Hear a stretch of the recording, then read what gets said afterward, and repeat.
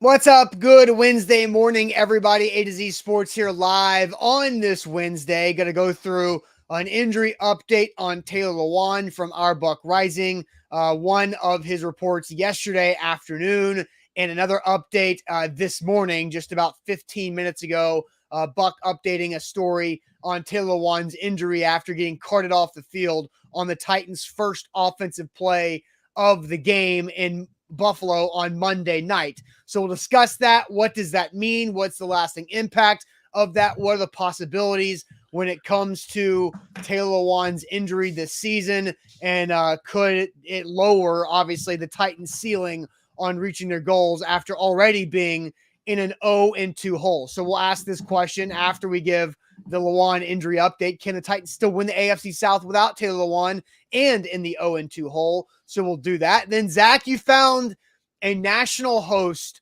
went in on the Titans and how they screwed up with A.J. Brown. So I'm curious. I have not seen this video, so we will discuss that and play it for everybody, react to it. And it is a Trivia Wednesday because yesterday was a game day reaction and not an appropriate day to do trivia on Tuesday. So we flipped throwing shade and trivia to today. So we got 10 questions we're going to go through.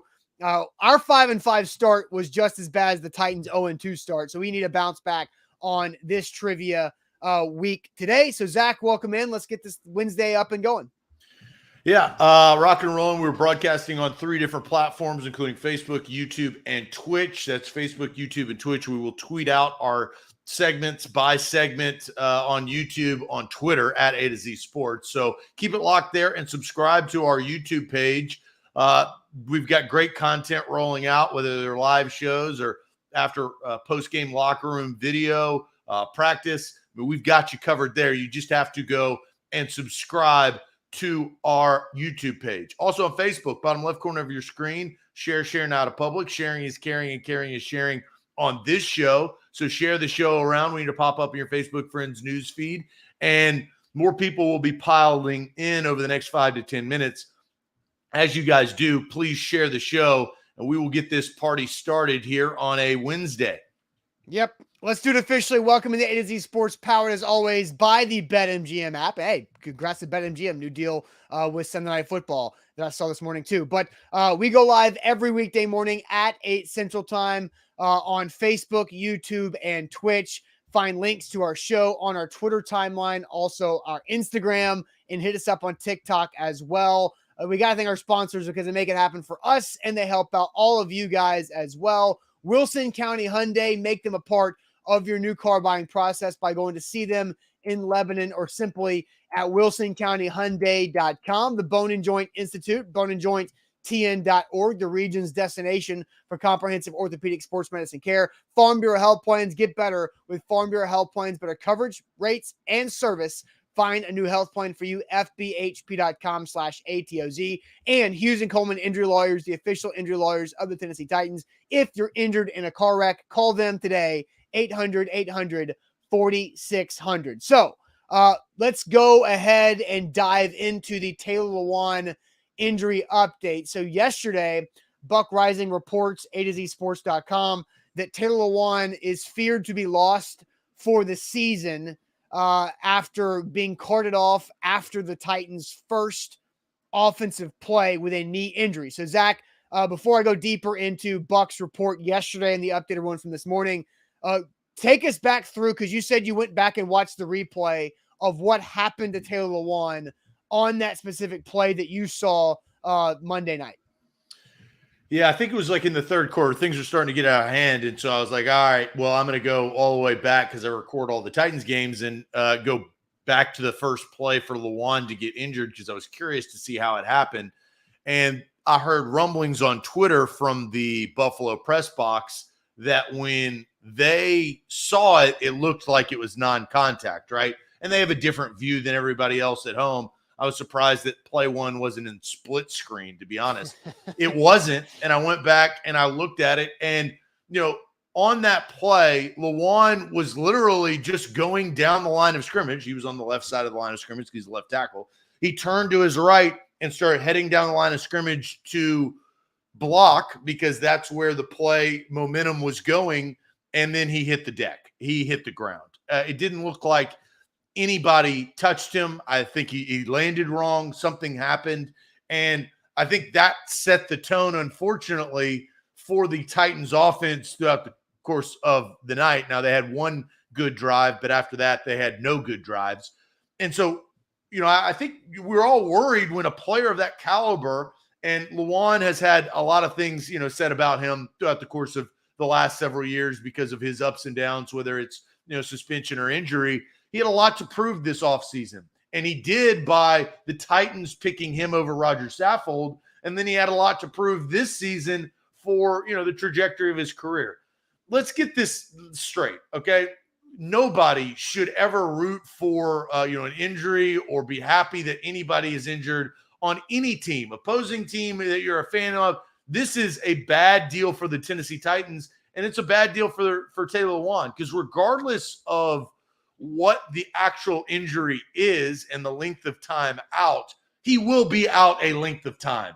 He was writhing in pain. He was carted off. So this is somewhat of a serious injury.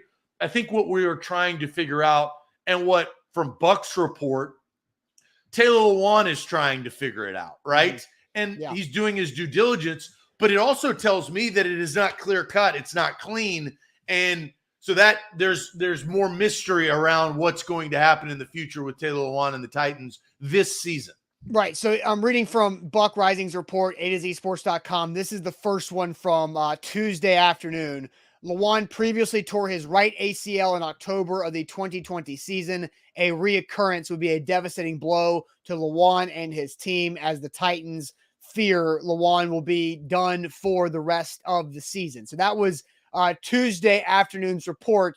This morning, an update from Buck Rising at A2ZSports.com. In a positive development, there are no definite answers as of Wednesday morning after initial fears that Lewan might be done for the season. The Titans left tackle will not be at practice today as he seeks further outside evaluation. So further outside evaluation, the key here, Zach, and I think it's interesting, TJ Watt for the Steelers kind of went through something similar after his week 1 pec injury, right? Yeah, so he actually saw 3 different people. So I think that in today's age, it's kind of trust nobody. I don't think it's an indictment on the team unless you're Tyrod Taylor and you're getting an injection into your lung right now. That's a whole different story. And that trainer's still around, which is wild. But I think when anybody get injured or is sick or just in health today, you're going to seek multiple opinions. And in TJ Watt's case, they thought it was a torn pec and he was going to be out for the year. He then went to another specialist and they thought he was going to be out for the year. They went to a third specialist, and that's when they kind of came to the conclusion with this particular path, it could only be 6 weeks. He's obviously going to have a brace. I don't even know. He may have a bionic arm. He's going to look like his brother with TJ Watt, except for his elbow, structure is going to go all the way across his pec and his shoulder. But I think this is pretty standard in today's age when injuries occur like that. I think the biggest thing to me is, in modern medicine, I feel, or at least the perception is, you get a doctor out there, they check your leg, it's a torn ACL. Yep. That's probably what it is. It's been over 24 hours now with Lewan. We don't know what this could be. And Lewan obviously doesn't know what it is because he's seeking outside medical treatment or evaluation. Further outside evaluation. So not a Titans doctor, not a Titans person that's doing this evaluation today. Now here's a stupid comment from Demetrius, and I know Demetrius watches the show a lot, but TJ Watt is tougher physically and mentally than Lewan. That has nothing to do with anything, Demetrius, so be better than that. So because it's clearly different injuries. A pectoral is what?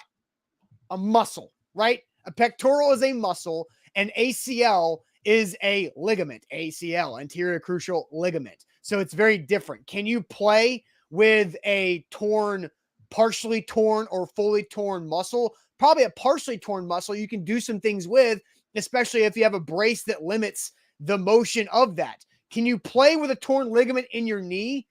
Probably not. And that's the difference as well. Thank you, Darren. Muscles heal ligaments need surgery. Sometimes muscles need surgery, but muscles heal. That's what you do on recovery days after you work out, right? So there's a difference because, Zach, you bring up, and you kind of did the motion, the Lockman test of how to tell on the field if an ACL is there or not. If the ACL is not intact, the shin moves forward in front of the knee. It's kind of a gross thing to watch if you see it.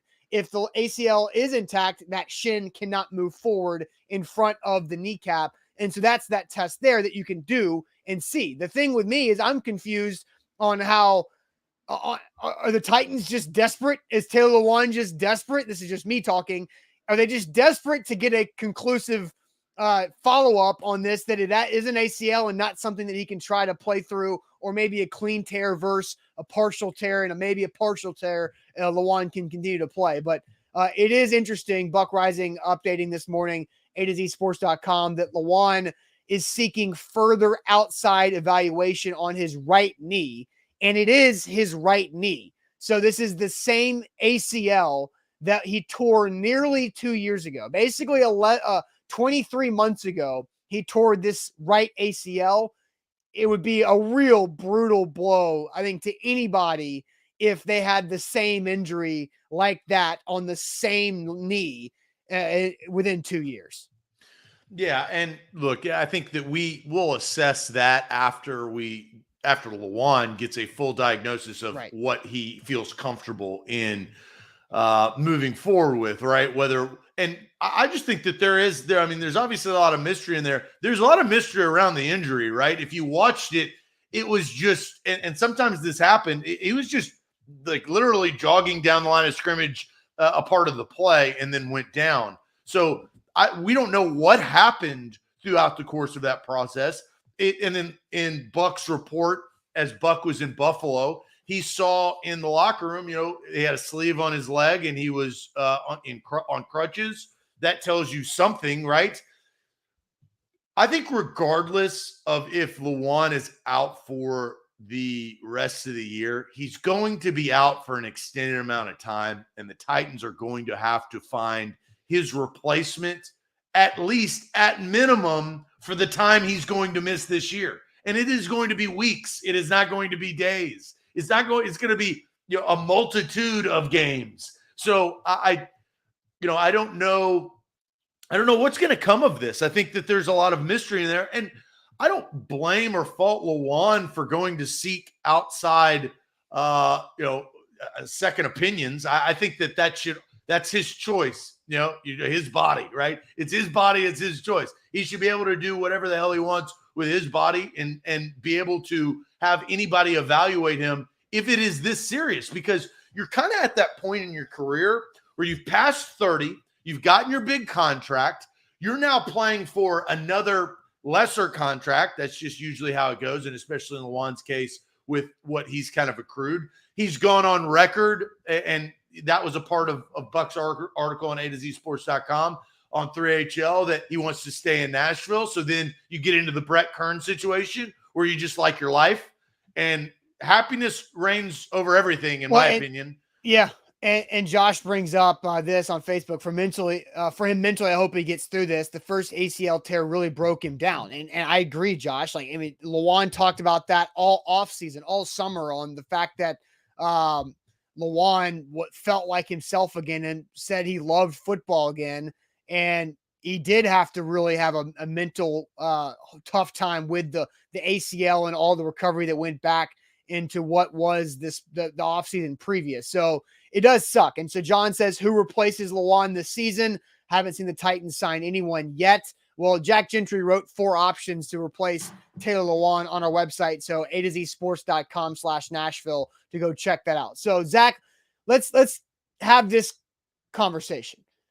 Can the Titans still win the AFC South if Lewan's out for the year and they're in the 0-2 hole? So it's a couple stipulations here.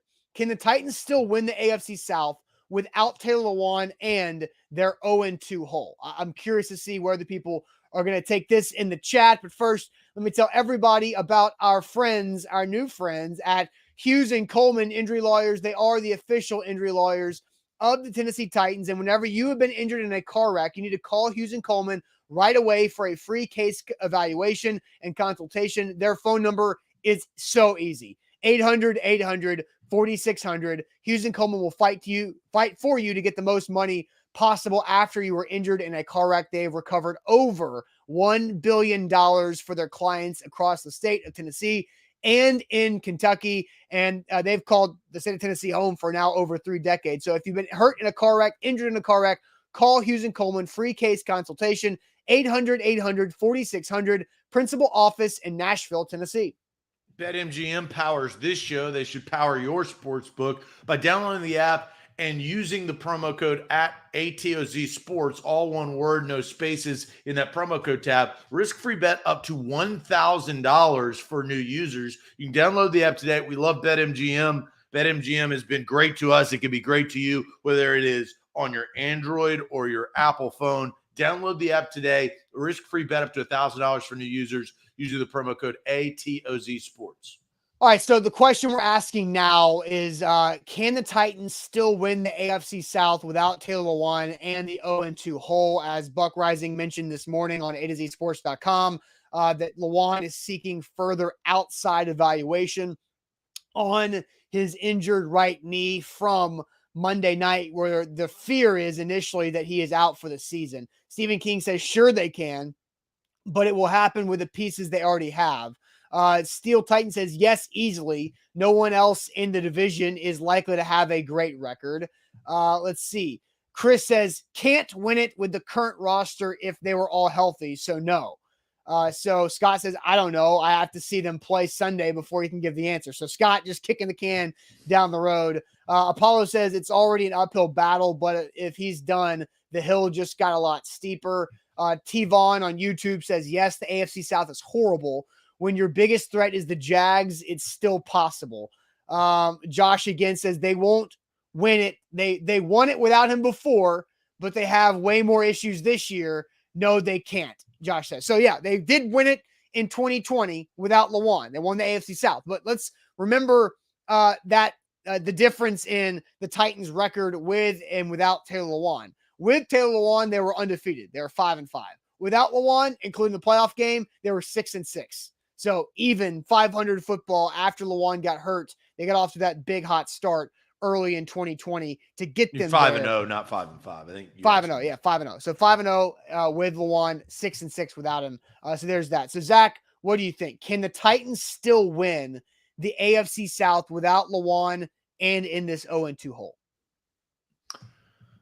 Oh man, that is a very difficult question. Real quick, let me pause you again. Last year they were without Lewan, I think 3 times, and they won all 3 games. Week 2 Seattle, week 9 at LA, and then in Thursday Night Football against the Niners. Right, all 3 games Lewan was out, and they won those 3 games. Now, small sample size with those 3 individual examples, but that's what happened last year. You know, I think Michael Billington brings up, they have a multitude of problems beyond Lewan. He's just one of many. But I do think that the whole thing comes down to the question of the AFC South.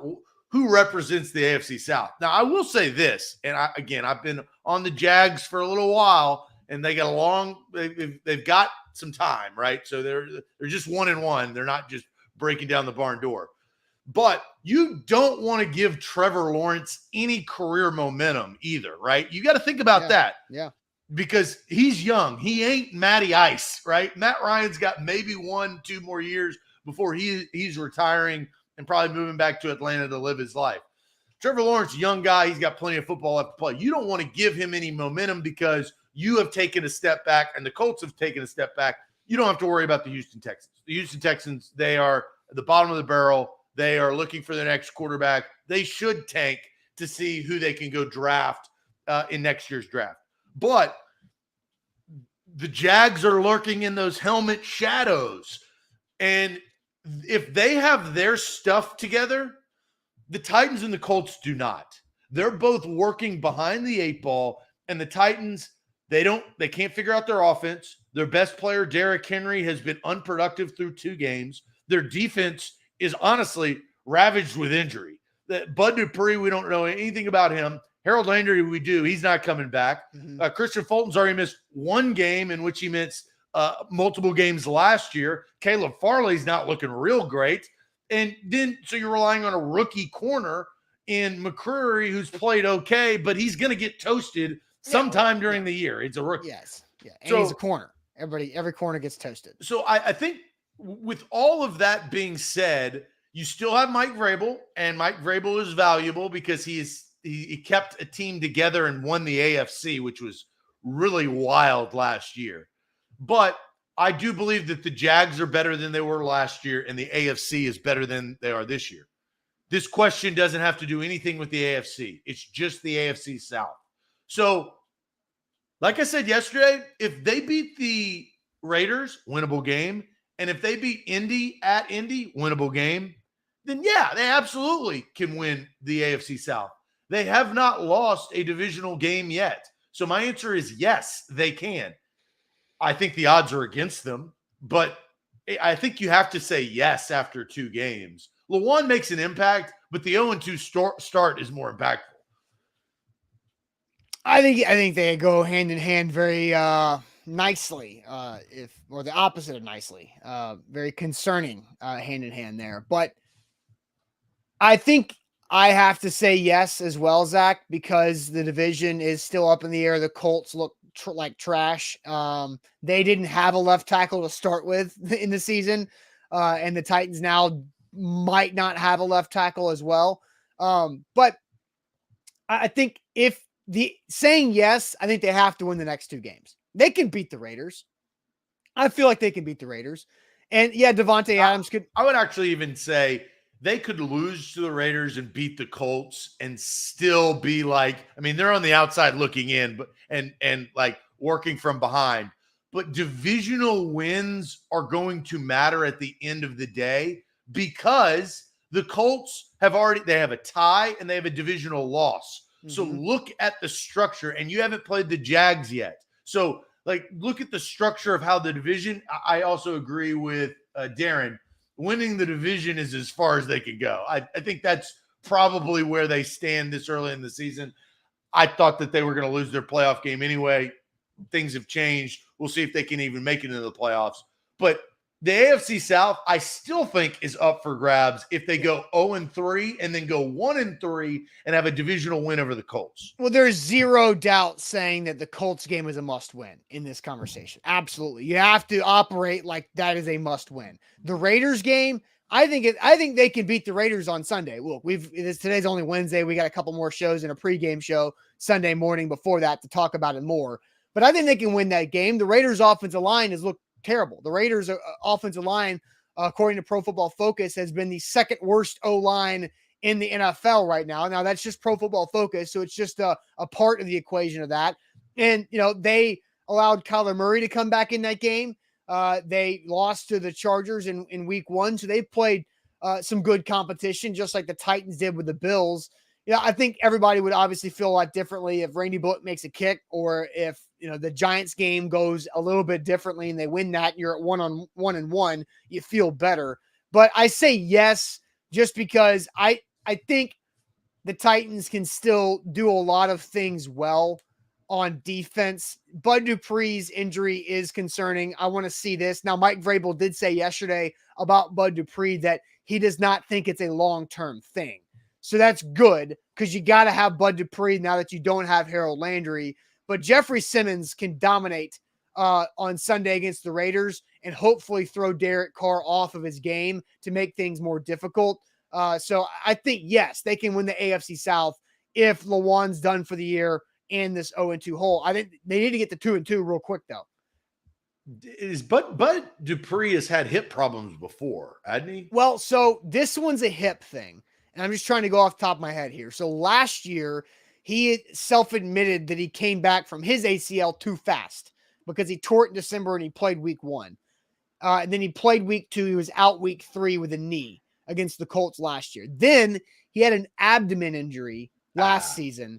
And I want to say that the abdomen injury happened as an overcompensation for the knee.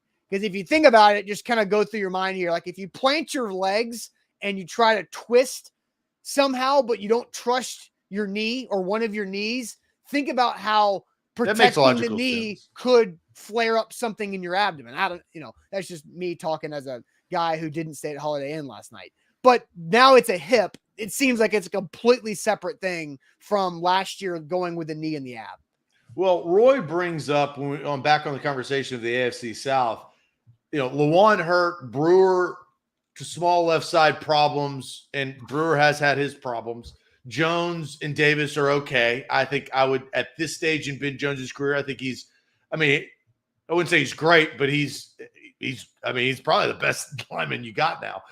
Then Davis, I think, is okay. He's played, that was a good draft pick.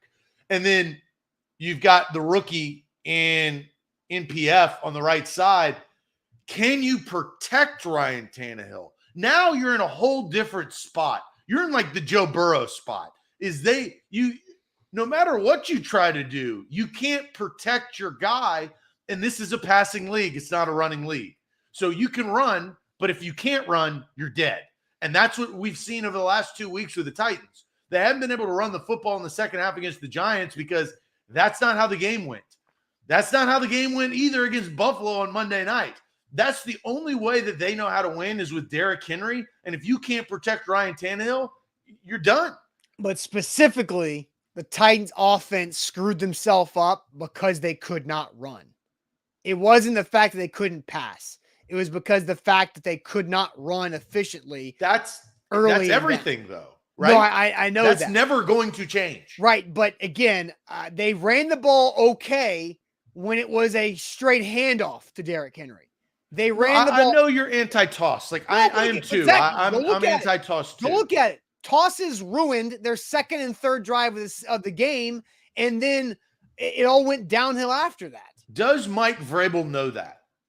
Yes, he can. I mean, he should. He watched the damn film, I'm sure, 3 times by now. I would agree. So will they continue to? So no. Here's my question: will they continue to do it? If you just sat there and told me Mike Vrabel knows and he's watched the film 3 times, which I believe you, will they continue to toss Derrick Henry the football? I mean, they're going to, because they've been doing it for the last 3 years with very, very little / zero success. But what you just said doesn't make any sense. Why are they keep doing it with very little? Because they're stubborn as hell. We've been over this. This is what they do. They've been doing the Derrick Henry toss.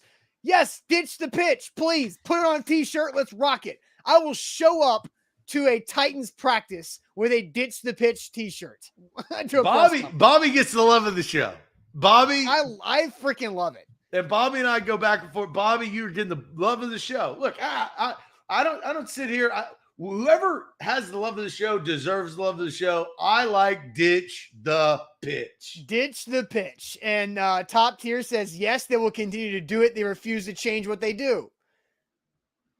I mean, we heard the question yesterday with Vrabel. They believe in what they do. They just got to go back and work together, Zach. So let's react to that because, and we didn't pull the video because of the Lewan and some other things, but what he said yesterday, and I actually thought he reacted pretty well when somebody asks a boss, that other people are talking about somebody should be fired and it's one's decision to fire him.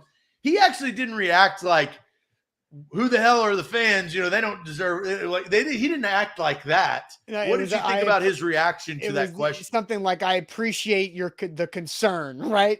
Or he's like, I value everybody's opinion. I think yeah. Which was the funniest thing. Like, I literally say, I don't value everybody's opinion. I don't. I would tell if I was at a press conference, I would say, I don't value everybody's opinion.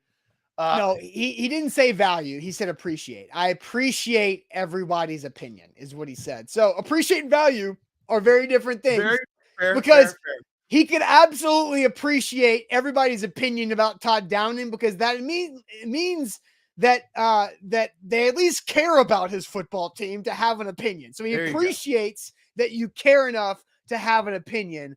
I honestly appreciate what the toss to Derrick Henry play has done for A to Z Sports. Because now every time the Titans run a damn toss to Derrick Henry, people on Twitter and social media are waiting for A to Z and my tweet in response to that play. And so, but the thing is, it doesn't work. It should not be run. They ran it 3 times on Monday night and it gained -8 yards. They ran the counter pitch to Henry where they faked one way to Torrey Carter and flipped it out to Henry the other direction, which is a different play than the toss. And that gained 7 yards. And as soon as that gained 7 yards, I go, damn it. There's the justification for them to continue to do Derrick Henry toss plays because that pitch went for 7 yards. Yeah, I mean, the fact of the matter is if they can't run the football, they're going to be a bottom 12 team in the league.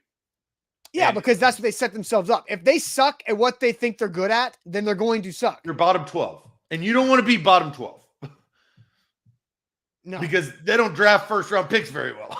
Yeah, DJ, can they chant that at the game, please? Look, Zach and I don't go to the games because we do our Titans pregame, halftime, and postgame show. But for all you guys, go to the games, get your section involved.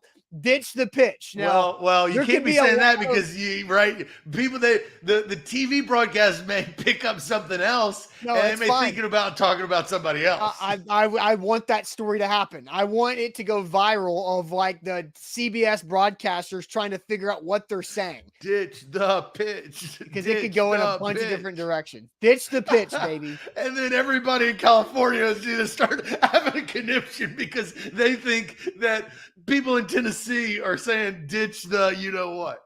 Man, that's good stuff, Bobby. You did that, Bobby. Golf clap to Bobby. Bobby wants royalties. All right, we got to kill the deal if Bobby wants royalties. yeah, for sure. All right, Zach, you found a video of a national host. Well, here, I'll tell it real quick.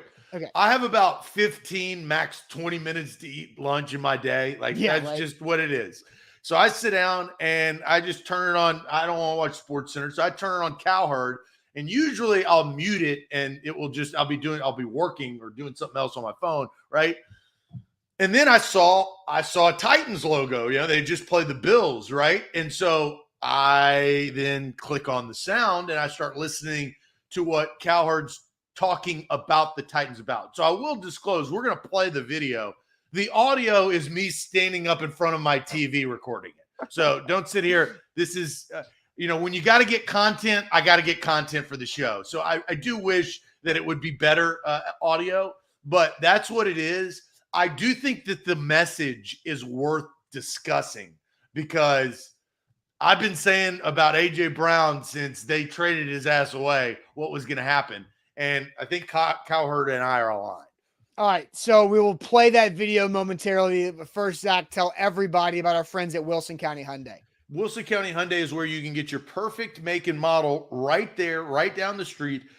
Quick trip down I-40 exit 236. Painbone, it is family owned and operated. Painbone owns Wilson County Hyundai, and he is ready to give you a great deal. If you are in the market for a new vehicle, please at least go by and test drive one or look at the inventory for Wilson County Hyundai. If you tell them that they heard about them on A to Z Sports, you'll even get a better deal. And in this time, buying cars and SUVs are tough because of inventory issues and all the other things that are affecting this world. Wilson County Hyundai can help you out. They truly can. They've got great people, great salespeople that can help you. You can take a test drive in and around Lebanon and look, you get a better price because it's not that downtown pricing. That's WilsonCountyHyundai.com. Don't forget, download the BetMGM app. When you do it, sign up with our code ATOZ Sports because you get a risk-free bet on pro football up to $1,000 on your first bet on pro football after your first deposit. So check that out. That's promo code ATOZ Sports. When you download the BetMGM app, visit BetMGM.com for terms and conditions. 21 or older, Tennessee only, new customer offer. All promotions, total qualifications, eligibility requirements were always issued with non-withdrawable for bets or site credit. Free bets expire in 7 days. For problem game and support, call Tennessee Redline 800-889-9789. So Zach, I'll let you tee up your own video here because this is you standing in front of your TV with your phone, recording Colin Cowherd's show, right? Yeah, and I'll obviously let the video tell the story, but when it comes to A.J. Brown in this show, people know what I feel about A.J. Brown, and I agree with what Cowherd says right here. On the road. Well, when they lost A.J. Brown, do you remember this, J-Mac? Vrabel came out. Remember that? And he was so depressed. Yeah. Vrabel's a straight shooter. He's like, listen, man, sometimes you just can't afford what you need.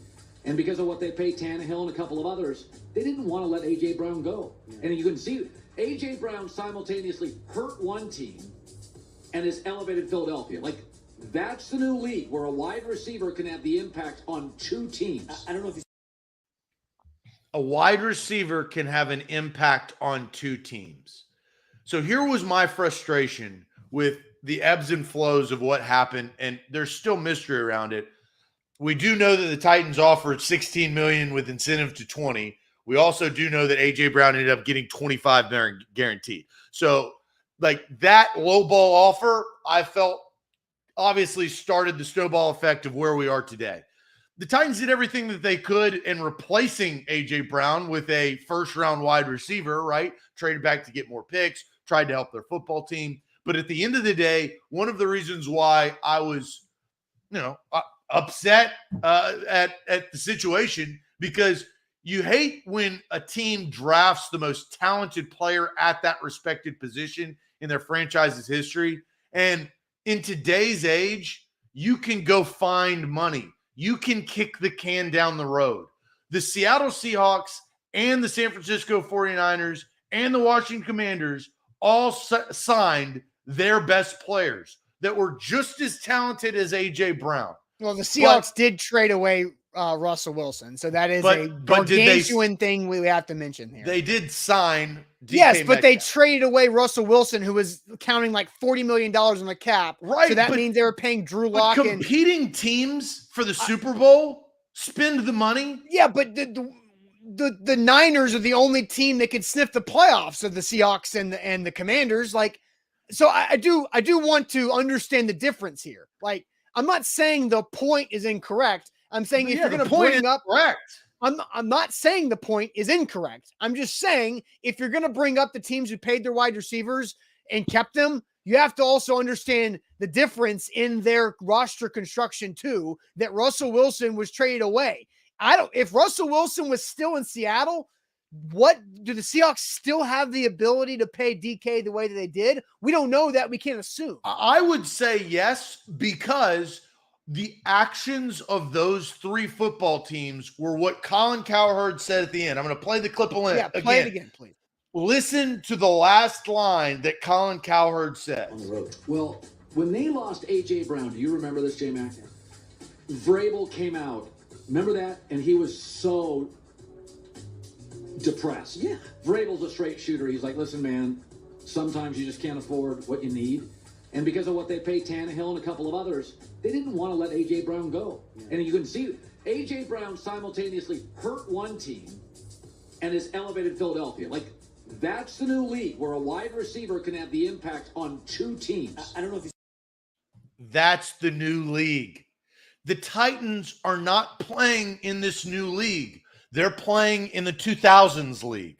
Now, look, their roster is constructed over the best running back in the NFL and has been over the last couple of years, barring the injury of last year. But they're not playing in the new league. The Miami freaking Dolphins are. They're playing in the new league. The Bucks are playing in the new league. The Rams are playing in the new league. All of these teams are playing in the new league, and the Titans are not. That was why I was so upset when you trade away a talent and then you go the risk, and we went through it, the risk of drafting another great wide receiver in which the Titans had never drafted a true great wide receiver. Derek Mason was really, really good, but he's not great. A.J. Brown has single-handedly, the last two games, out-received Titans wide receivers. Like, he is at the top. And so that is so what they did is they took away a piece that was helping their football team with Derrick Henry and striking fear in defenses and replacing them with a risk. And that doesn't work in this league. They're not playing new age football. And that's why I thought they were going to make the playoffs, but they weren't going to go far. No, so I don't disagree. Like, I feel like just like Colin Cowherd said in that video, Zach, is nobody wanted the Titans did not want to trade away AJ Brown, right? Like Then John don't Robinson. Then don't do it. If you don't want to do something, you don't have to. The 49ers, and that's the perfect example, they didn't want to trade away Deebo Samuel. They said that. Deebo Samuel came out publicly and wanted to be traded, and they said no. Yeah, it seemed like the Titans, but because here's what's also true. Both sides, the Titans and AJ, very adamant about speaking their side of the story about how it wasn't their fault, right? And from what I've heard from the Titans side of things is that, and I hate that we have to revisit this in freaking September, but that AJ, his demands and his quote of "my ass not touching grass," that's a quote that came out of AJ's camp without a new deal. His demands for that new deal was more guaranteed money than Tyreek Hill got in total money. That the Austin, demands you know who didn't were touch grass. Hold on. The DK demands and Deebo didn't either. No, the demands were so astronomical and unreasonable that the Titans reacted in a way where they felt like it was over. And so they both responded and reacted emotionally, and the Titans did something where they thought they had to do the right thing for their business long term. And that's just the reality of it. Look, but what did AJ Brown helped one team and killed another team? Yes, but what about the Packers? And the Raiders are 0-2, but it ain't Devontae Adams' fault. But like the Packers did the same thing. The right? Titans don't have Aaron Rodgers. I understand. Be quiet. Like that's not even close. But Zach, no, they don't have Aaron Rodgers, but they have a quarterback who has similar cap hits. Right? That's not talent level. But money is. They're Zach, not. No, but trading away money Devontae Adams doesn't kill your team. Zach, this is a money conversation. No, yes, it is. I think you want it to be a money conversation because of the cap hit of Tannehill, but you can always structure. If you want to pay a player in today's age, Austin, you can pay him. They were going to get $9 million from Julio Jones 2 months later. So, don't sit there and say that you cannot find the money. They can find the money. I've been over this several times. They didn't want to find the money. And I think AJ Brown acted in an unreasonable manner through his negotiations. I think AJ Brown accelerated the timeline unnecessarily to create the issue by forcing the extension conversations to begin in March instead of after the draft. Because every GM will tell you, we got to get through free agency, let's get to the draft, and we'll get it done in the summer. I feel very confident saying that was the Titans' intended plan with AJ Brown once they broke after the playoff game was ended, right? It's let's get through free agency, get to the draft, then we'll get you ready in the summer. And AJ Brown did not do that. AJ Brown did not do that. His agent got burned by not getting enough money because Mike Williams and Chris Godwin were two other wide receivers who have Torrey Dandy as their agent. They signed their deals before Christian Kirk.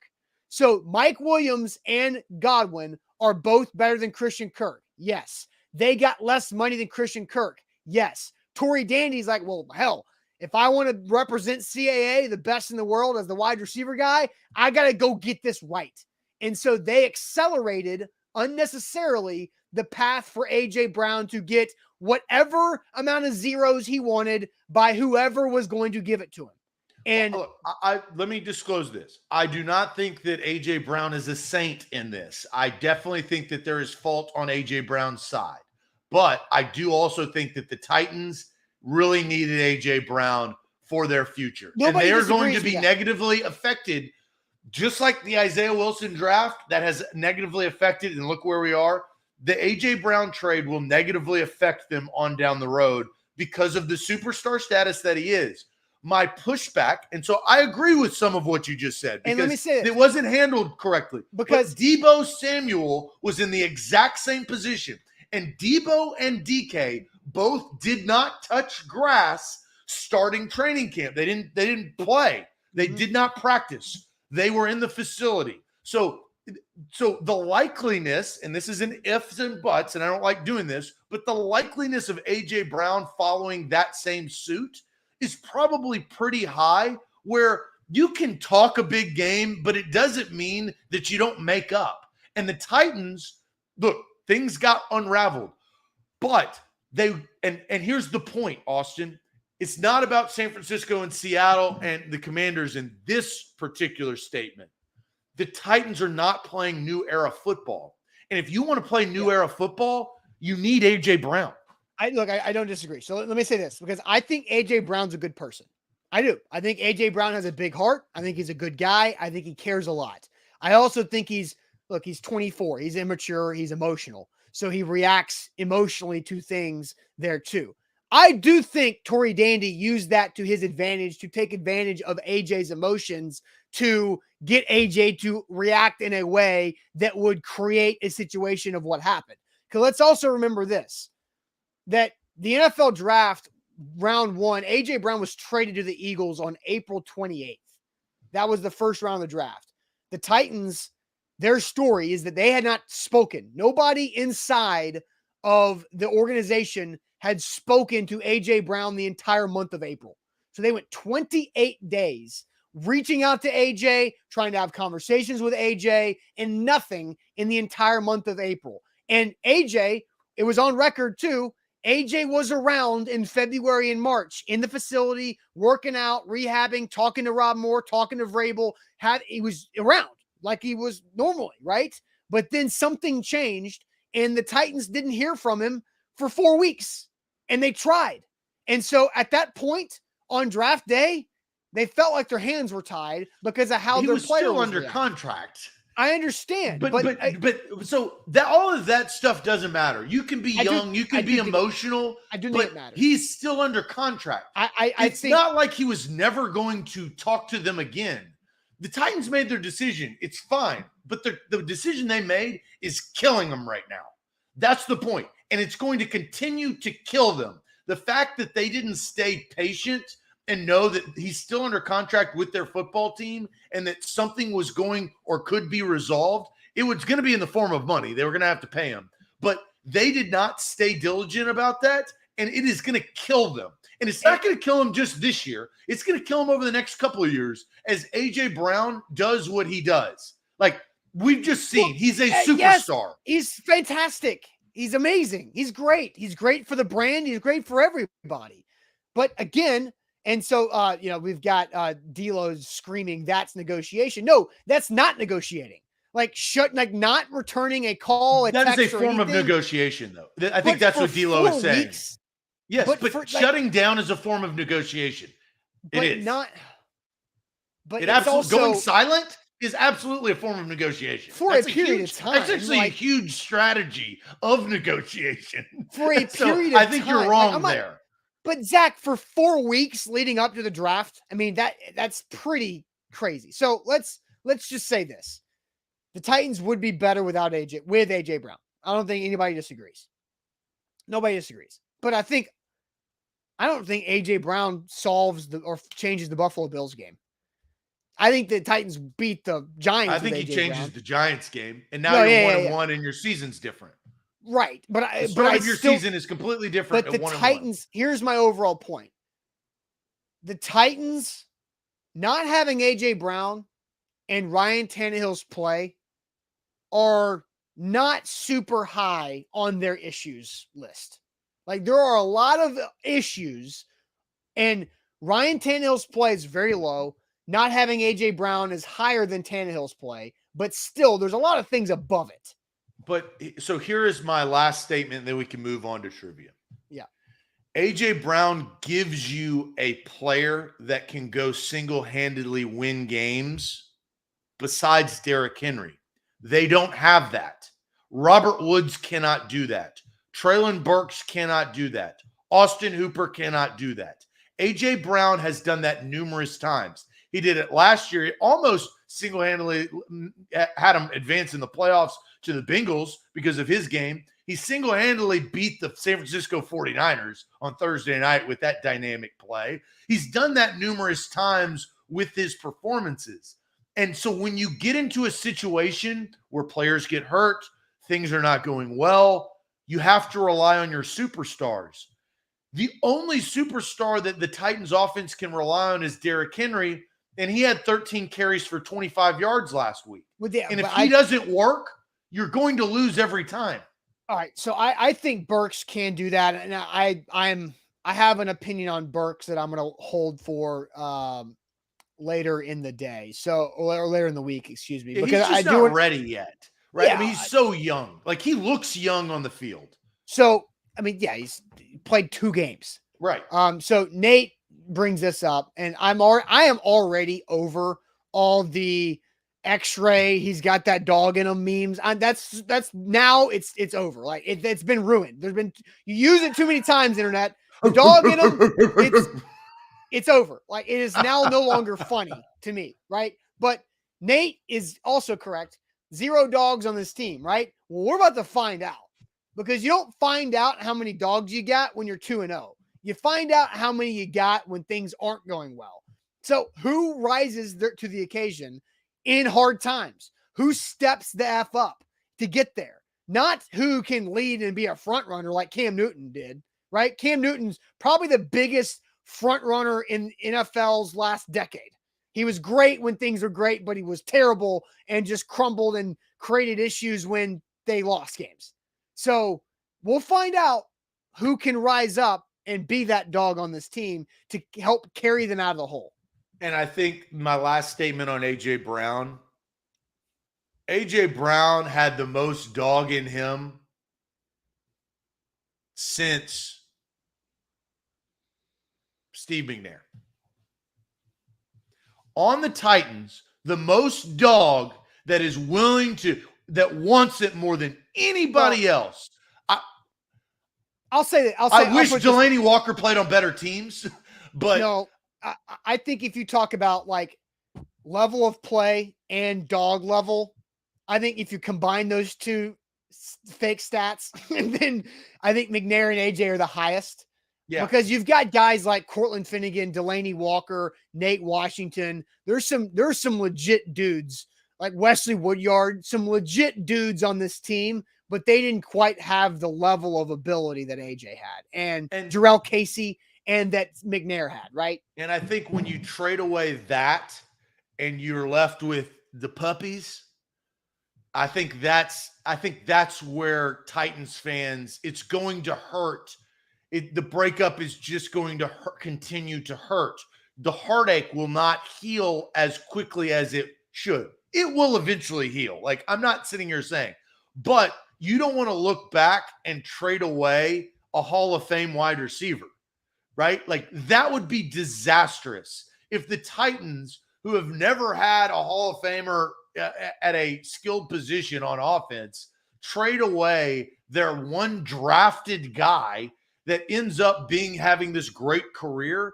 That is demoralizing. And that is on management. Yeah. But I also think, we're discrediting Jeffrey Simmons. I think we're discrediting Harold Landry, even though he's not here right now.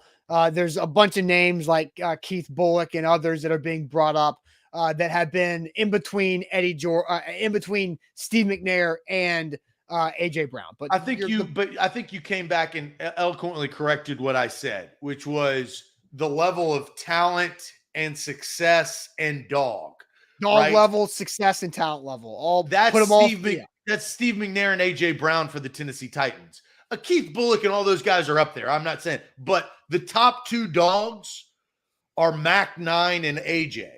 And I think that's why, again, my whole point is for Colin Cowherd of what he said at the end is you have to start playing new era football. And the Titans are not playing new era football. Well, Mike Vrabel knows they like what they do and they can do it well. They just got to get back and do it together. We'll see if they can do that. Tuesday. All right, Zach, it is time for Tuesday Sports Trivia, but tell us about Farm Bureau Health Plans. FBHP.com is where you need to go to get your brand new health plan. I went there, better service, better rates, better coverage. I got all 3. I really did. At the beginning of this year, I switched my health plan, and I'm really glad that I did. I got the flu in the spring. I had a teledoc conference that was free because it was a part of my plan. Got a prescription medicine, and I got better because of it. That literally opened my eyes. When you got the flu, you were down and out. It was bad. I was sweating. I was sweating cats and dogs. That's what I was doing. But Farm Bureau health plans came to my aid. They can change your health plan very easily. It's 25 minutes. It's a quick health assessment. You get a quote, and then you make the switch. I did that. You also get health, dental, vision, 200 plus locations across the state of Tennessee. That's fbhp.com/ATOZ. Real quick, download the BetMGM app, use our code ATOZ Sports, and you get a risk-free bet up to $1,000 on pro football after your first deposit. It's easy as that with code ATOZ Sports when you download the BetMGM app and sign up today.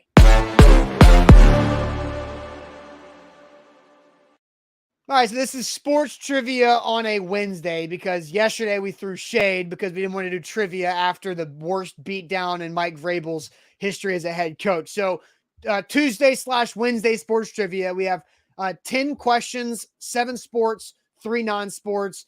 We went 5-5 last week, so that's bad. That's probably the worst that we've ever done. I don't think we've ever gone 4-6, but 5-5 last week. We only have one rule, and that is no Googling. So, Zach, let's get it rolling.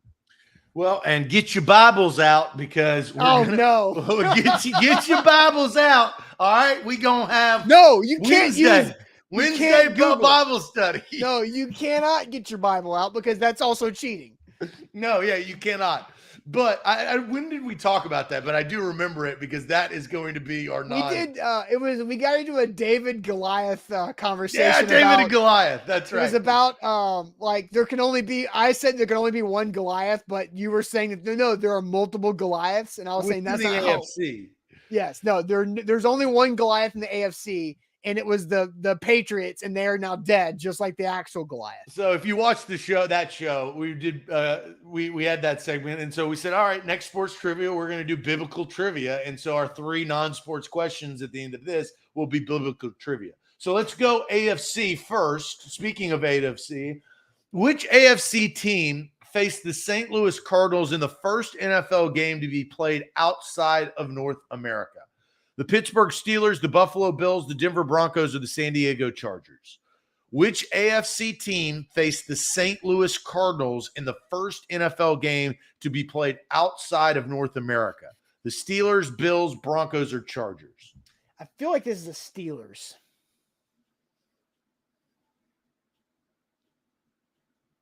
My thought would be Chargers. Where was this?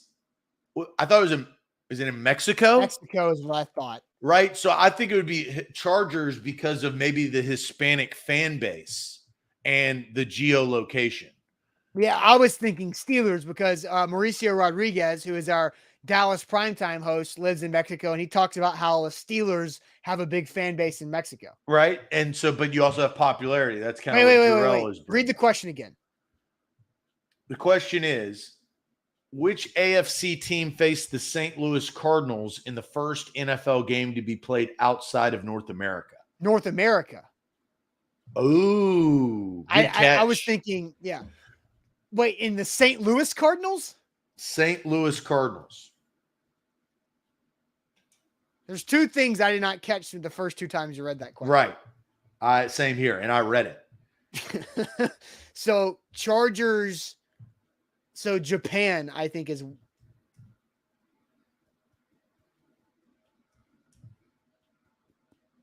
I mean, I literally have no idea. We're going to have to get an answer, though. So Steelers, Chargers, Broncos. Steelers, Bills, Broncos, Chargers. I think it's the Chargers. Chargers, final A to Z, lock it in. Because of what? I think it was in Japan, and that makes some more logistical sense. You know, you locked that in? Yeah, I locked it in. Tokyo, Japan, August 16th, 1976. The Chargers lost to the Cardinals 20-10 in a preseason game. Ah, okay. All right, 1-0. Let's see here. Which AFC place kicker was the first pure place kicker to be inducted into the Pro Football Hall of Fame? Nick Lowry, Jan Stenerud, Pat Leahy, or Don Cockruft? I have no idea what any of those names are. Pure place kicker. So I assume that Stenerud. G-Man says Stenerud pretty quickly. Legend on Twitch says Stenerud. We've got Jan Stenerud. So we got a lot of Jan Stenerud. So let's just lock it in with Jan Stenerud. I feel good about that. Final A to Z. spent 12 seasons with the Kansas City Chiefs. Jan Stenerud had appearances in Super Bowl 1 and 4. Scored 1,699 points on 580 extra points. Jan Stenerud is the correct answer. 2-0. I like it. Which heavyweight champion won the title for the shortest ever champion and lost the title to the tallest ever champion? Joe Louis, Jess Willard, Sonny Liston, or Jack Johnson? Which heavyweight champion won the title for the shortest ever champion and lost the title to the tallest ever champion? And by the way, it's pronounced Jan. It's a soft J. Oh, did I? Well, we Jan? both did. We both did Jan. It's Jan. God. My apologies to Jan's family. Joe Louis, Jess Willard, Sonny Liston, or Jack Johnson? I feel like Jack Johnson. I feel like he was a short guy. Do you even know who Jack Johnson is? Yeah. Boxer. I think he's a white guy. You want to lock that in? No, not necessarily. So the shortest boxer, heavyweight, that lost to the tallest guy.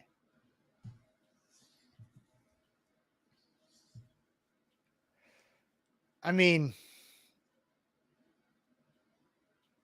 the only names Joe Louis and Sonny Liston are the two that I recognize, but I have no idea their height. Jack Johnson was tall, says Brent. So let's go with Sonny Liston. You locking that in? Final A to Z, Sonny Liston. Killing yourself. Jack Johnson. Oh, so all you can go, yeah, hold on. Let me just call out Brent. Thanks, Brent. And Dimitri says, no, Austin. Won the title from Tommy. Oh, so here it is.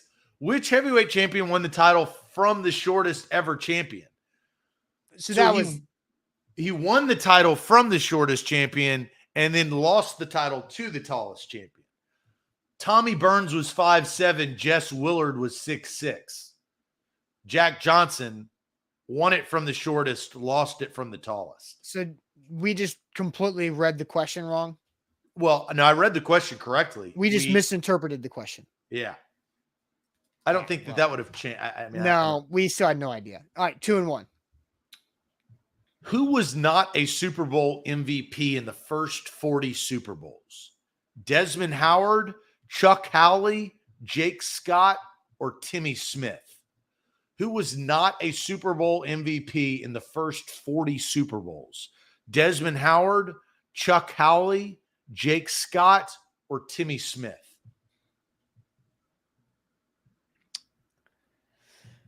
I mean, Desmond was. Right. So we're down to 3. The only Jake Scott I know of is a former Titans and Colts guard. We're getting some Tim Smiths. That was not a Super Bowl MVP because Desmond Howard did, right? Correct. And that was in the 90s, which was within the first 40. Who is Jake Scott for the Dolphins? The first 40 Super Bowls. That was in New Orleans. That was in, yeah. Jake Scott was Dolphins. Yeah.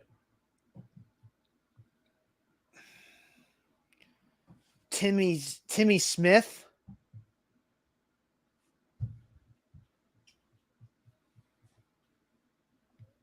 I'm trying to Alex Doherty, our sports card connoisseur of A to Z Sports, it's not Howley. He won the losing team. He'd go Smith. So let's go Timmy Smith then. If we've eliminated all these other ones, let's go Timmy Smith, final A to Z. Desmond Howard was the first kick returner that won the distinction. Yep. Jake Scott won the MVP of the Dolphins' undefeated season, which I didn't know. Howley was the MVP of Super Bowl V to Dallas in a losing effort. Timmy Smith rushed for 204 yards in Super Bowl 22, but lost MVP honors to quarterback Doug Williams. Redskins. All right. 3-1. 3-1. Next question. We've already had that one, which is actually wild. Who was the second black heavyweight champion? So not the first, but the second. Who was the second black heavyweight champion? Jack Johnson, Floyd Patterson, Peter Jackson, or Joe Louis? Who was the second black heavyweight champion? Jack Johnson, Floyd Patterson, Peter Jackson, or Joe Louis?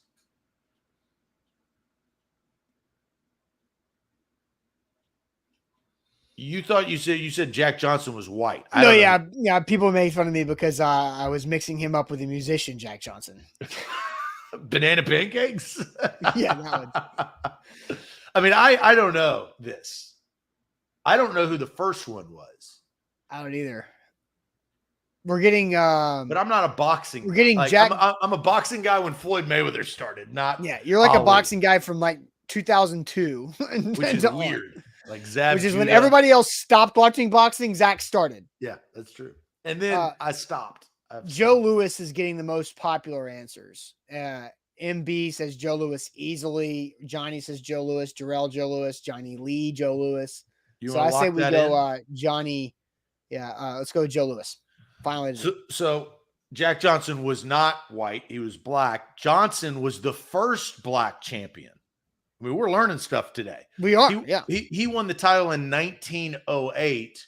Joe Louis was the second black champion, winning in 1937.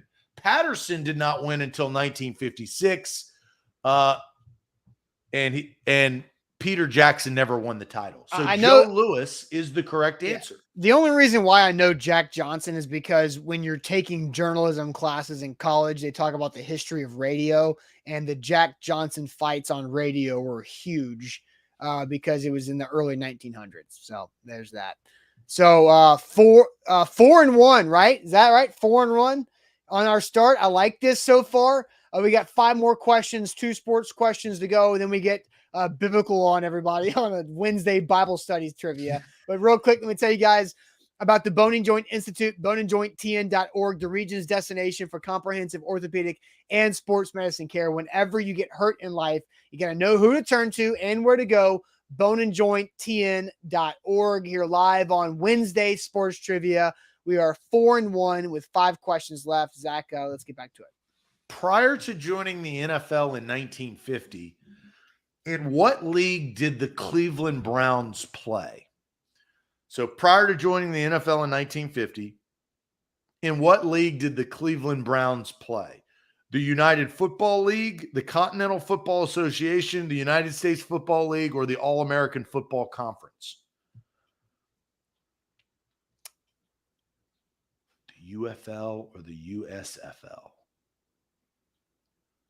So the 4 choices: United Football League, Continental Football Association, United States Football League, or All-American Football Conference. Prior to joining the NFL in 1950, what league did the Cleveland Browns play in? Yeah, we're getting Scott and Big Jeff and others coming in with the AAFC. That's what my thought was going to be. the All-American Football Conference. I don't think it was the USFL. I mean, that's definitely so. I say we go with the All-American Football Conference final A to Z. The Browns won all 4 All-American Football Conference championships during the league's brief existence from 1946 to 1949. They joined the NFL along with 2 other AAFC teams, the San Francisco 49ers and the Baltimore Colts. So maybe put that in the back of our mind. 49ers and Colts were AAFC teams. What happened to the others? I mean, right? All right. So 5-1. Dissolved. Which AFC team won the first postseason overtime game after the 1970 merger? Which AFC team won the first postseason overtime game after the 1970 merger? This is a tough one. The Chiefs, the Browns, the Dolphins, or the Jets? Well, the Chiefs and the Jets are going to be my 2 guesses before you read off the answers, but well, that aligns. Ooh.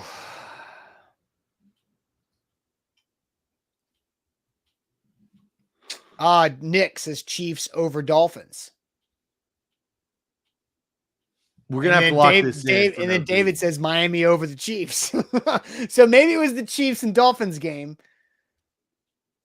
TJ says I'm between the Chiefs and the Dolphins. Does anybody score Scott on this? Hopefully not Googling. But yeah, we're going to have to rate because this is too Googleable. Yeah.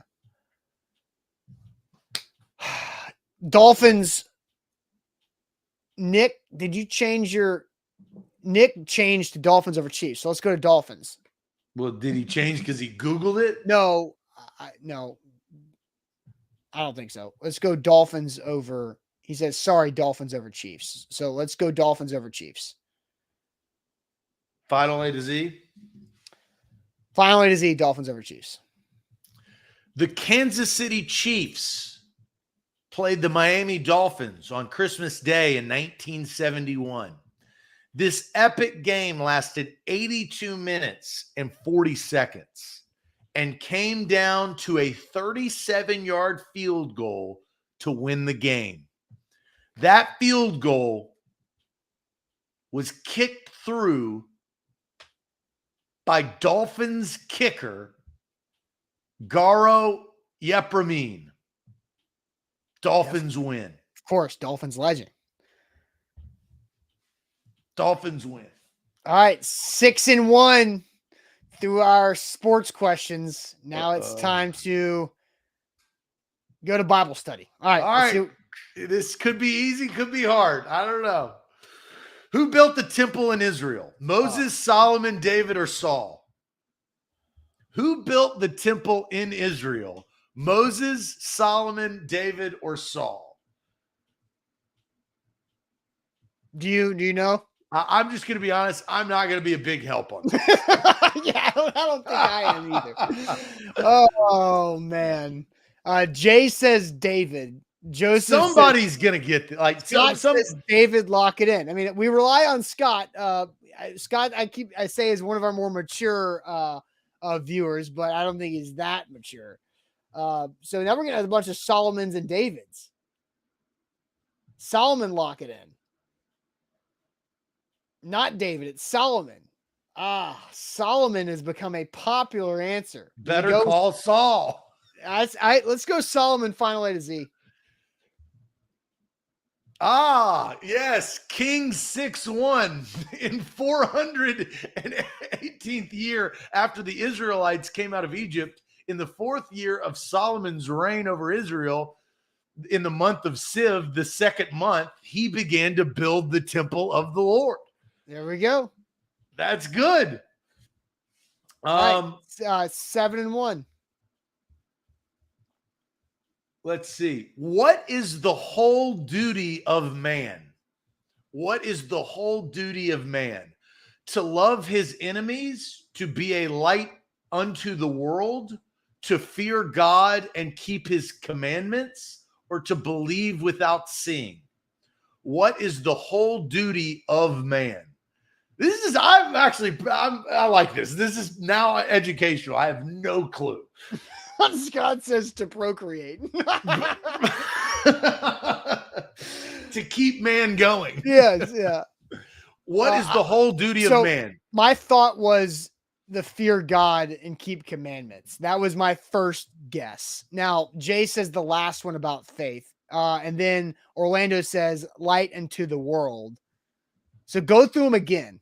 So to love his enemies, to be a light unto the world, to fear God and keep his commandments, or to believe without seeing. I think it's to fear God and keep commandments, but there's so many funny answers that you could say, like to return shopping carts.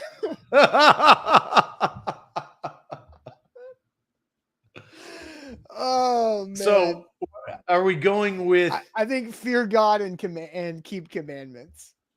You're gonna lock that in. Final to Z, yeah.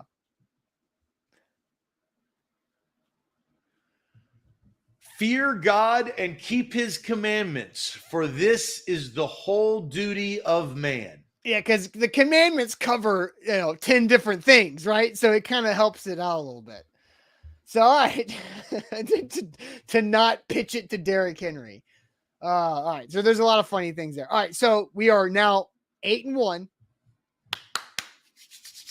We go. This is a huge comeback from 5-5 to 9-1, possibly. Yeah. All right, so let's bring it home. I mean, maybe the Bible trivia might have to stay because it's created good entertainment. Right? We're doing pretty good. I'm pretty proud of us. Okay. All right. Last question. Who is the first hunter mentioned in the Bible? Cain, and I may mess up these names, so don't destroy me for it. Nimrod, Samson, or Esau? Esau, or Esau. How would you pronounce that? Esau? Abaddon says Nimrod. Nimrod coming in a lot. So it seems like Nimrod is which I would have never have known. Yeah, just say it's pronounced Yan.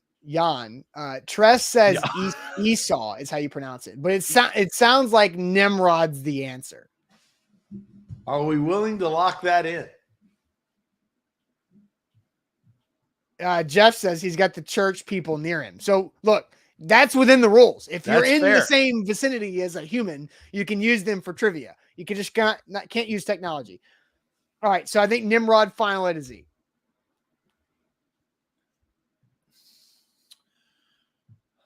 Genesis 10:8-9. Cush was the father of Nimrod, who became a mighty warrior on earth. He was a mighty hunter before the Lord. That is why it is said, like Nimrod, a mighty hunter before the Lord. 9-1, baby. Big. We just swept the Bible.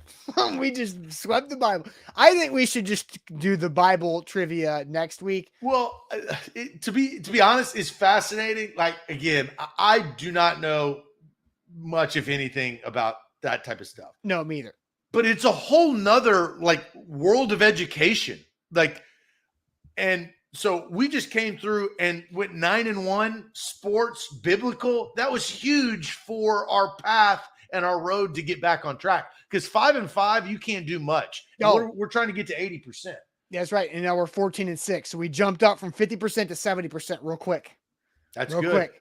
You like that? Yeah, Trust. Why am I intrigued by Bible trivia with A to Z? I mean, because you never know what's going to happen. It's completely unpredictable. Tress, you're the same way. I don't know why I'm intrigued either, but I am. And you get great things like what is the full duty of man, or what was the question? And you get somebody said, "Be kind and rewind."